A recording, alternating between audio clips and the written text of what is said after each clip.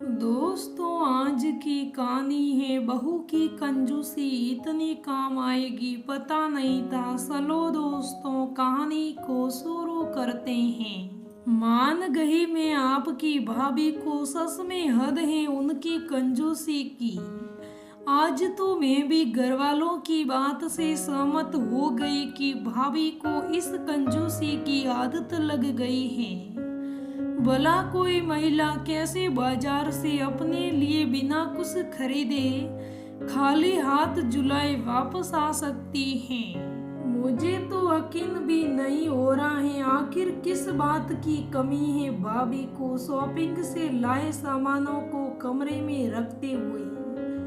आश्चर्यचकित होती राधिका ने ये बात अपने पति राहुल से कही।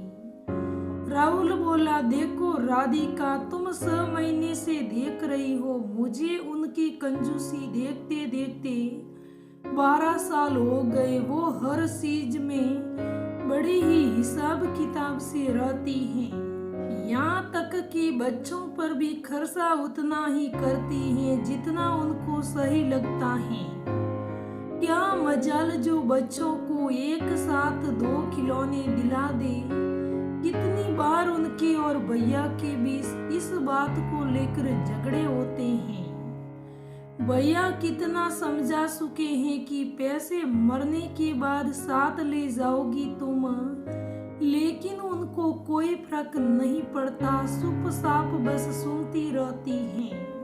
अब तो सबने बोलना भी छोड़ दिया है। राधिका बोली, हो सकता है कि उनकी शादी से पहले उनकी परवरिश ही कुछ ऐसी हुई हो। चलो, हमें इनसे क्या लेना देना, उनकी मर्जी, जैसा करें अपनी मर्जी। रात बहुत हो सकी है, चलो हम सोते हैं। अगले दिन दोपहर में राधिका ने देखा कि उसकी जेठानी रमा अकेले कमरे में बैठे कुछ लिख रही है। उन्हें अकेला देखकर राधिका ने उनके कमरे पर दस्तक दी। भाभी, अंदर आ सकती हूँ? रमा बोली, अरे राधिका, तुम आओ ना, इसमें पूछने की क्या बात है। राधिका कमरे में गई तो देखा कि रमा डायरी में खर्चे का हिसाब किताब लिख रही थी। ये देखते ही उसने मौके पर चौका मारा। भाभी, आप हिसाब लिख रही हैं, किसको देना है? आपको हिसाब? क्या भाई साहब आपसे हिसाब लेते हैं क्या? रमा बोली, नहीं तो ये तो मैं खुद की जानकारी के लिए लिख रही हूँ। राधिका बोली, हद है भाभी, सच में आप तो आज मुझे ये राज जानना ही है कि इतनी कंजूसी किस लिए। भाभी, आपकी सरकारी टीचर की नौकरी है, आपको बुढ़ापे में पेंशन भी मिलेगी। भगवान की दया से सिर्फ 2 बेटे हैं, बेटियां भी नहीं, जिसके लिए आपको दहेज इकट्ठा करना है। हमारी तो एक ननंद भी नहीं, जिससे हमें नेक देने का खर्चा हो। माँ जी, बाबू जी सबको मिलाकर सिर्फ 8 लोग हैं हमारी फैमिली में, और हम सारों कमाने वाले हैं। फिर भी आप इतना क्यों सोचती हो?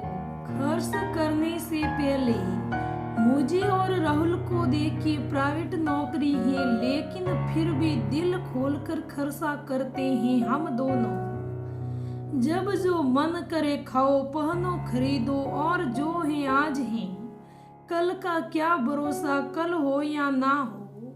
मेरी बात मानिए तो आप भी यही करिए। अरे, किसको समझा रही हो? राधिका बहू, जिसको परवरिश और संस्कार में यही कंजूसी दी गई हो, उसको बदलना नामुमकिन है। रमा को समझाना और पत्थर पर अपना सिर मारना एक समान है। जो काम हम सब 12 साल में नहीं कर पाए, वो तुम क्या कर पाओगी? व्यंग्य करते हुए बोल पड़ी सासू माँ सरिता जी। अरे माँ जी, आप कब आई? मैं तो बस यूं ही बस भाभी से बातें कर रही थी। लड़ाई और गुस्से के डर से सप पकाई सी जेठानी की तरह देखती हुई बोली राधिका। रमा बोली, माँ जी आइए ना, बैठिए। हाँ तो राधिका, तुम क्या कह रही रही थी कि इतनी कंजूसी क्यों। तो मेरी बात ध्यान से सुनना, क्योंकि जो मैं करती हूँ उसे मेरी नजर में कंजूसी नहीं कहते।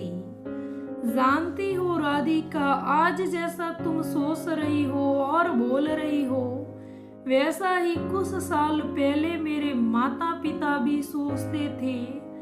इसलिए उन्होंने कभी कोई बचत नहीं की। जो थोड़ा बहुत बचता था वो सब मेरी शादी में खर्च कर दिया। पापा प्राइवेट नौकरी में थे। उनका मानना था कि 2 बेटे हैं, आगे चलकर सब संभाल लेंगे। लेकिन कहते हैं ना कि वक्त बदलते देर नहीं लगती। बीए बीटीसी करते मेरे शादी कर दी गई। दोनों भाइयों की भी शादी हुई। बड़े भाभी के जब दूसरा बच्चा हुआ तो बड़े भाई का एक्सीडेंट में देहांत हो गया।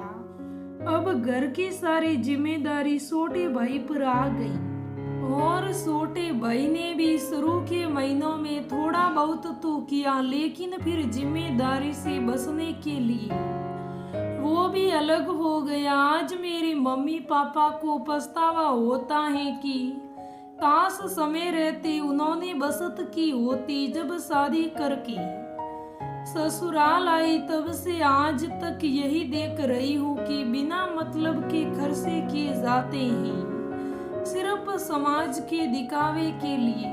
कभी 2 साल में फ्रिज बदल दिया जाता है तो कभी मोबाइल। एक इंसान को 2 मोबाइल क्यों चाहिए? क्या ये सब फालतू खर्चा नहीं है? और एक बात, आपने घर में माँ बाबूजी दोनों ही बीमार सदस्य हैं। माँ जी को शुगर और गठिया तो बाबूजी को किडनी और दिल की बीमारी।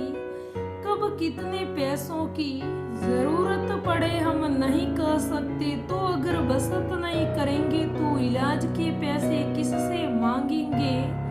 अब रही बात बेटा बेटी की, तो क्या बेटों को पढ़ाने और बड़ा करने में पैसे नहीं लगते?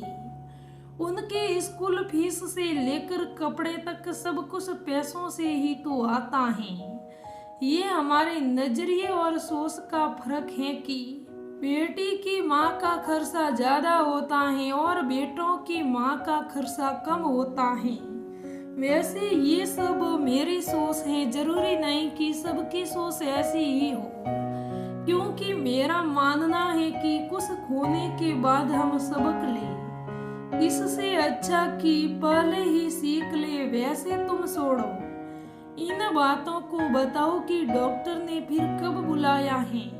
और अब इन बातों को भूलकर अपना ज्यादा ख्याल रखो। माँ बनना भी बड़ी जिम्मेदारी का काम होता है। रमा ने इतना कहते सरिता जी और राधिका का मुंह टेढ़ा हो गया और दोनों बिना कुछ बोले वहां से चले गए। रमा जानती थी कि किसी को कोई फर्क पड़ने वाला तो है नहीं। तभी एक दिन अचानक लॉकडाउन की घोषणा हुई। कुछ महीने तक तो सब ठीक चला, लेकिन रमा ने नोटिस किया कि राधिका और राहुल कुछ दोनों ही बहुत दिनों से परेशान लग रहे हैं। एक दिन रमा ने मौका पाकर पूछ ही लिया तो पता चला कि लॉकडाउन की वजह से ऑफिस में स्टाफ की कटौती हो रही है और धीरे धीरे सबकी नौकरी हटाई जा रही है और दोनों की नौकरी भी चली गई। अब उनके पास बचत के नाम पर कुछ पैसे हैं जो ना के बराबर ही हैं। रमा ने राधिका को हौसला देते हुए कहा कि तुम चिंता मत करो, मैं हूं ना। लेकिन शायद भगवान को कुछ और मंजूर था। सरिता जी को अचानक रात में दिल का दौरा पड़ा। आनन फानन में अस्पताल ले गए तो डॉक्टर ने कहा हार्ट की सर्जरी करनी पड़ेगी। इतनी सुनते ही रमा के पति उमेश और राहुल अपना सिर पकड़कर बैठ गए, क्योंकि राहुल की नौकरी रही नहीं थी और उमेश ने सरिता जी से कहने पर 2 मंजिल का घर महंगा इंटीरियर करवा दिया था।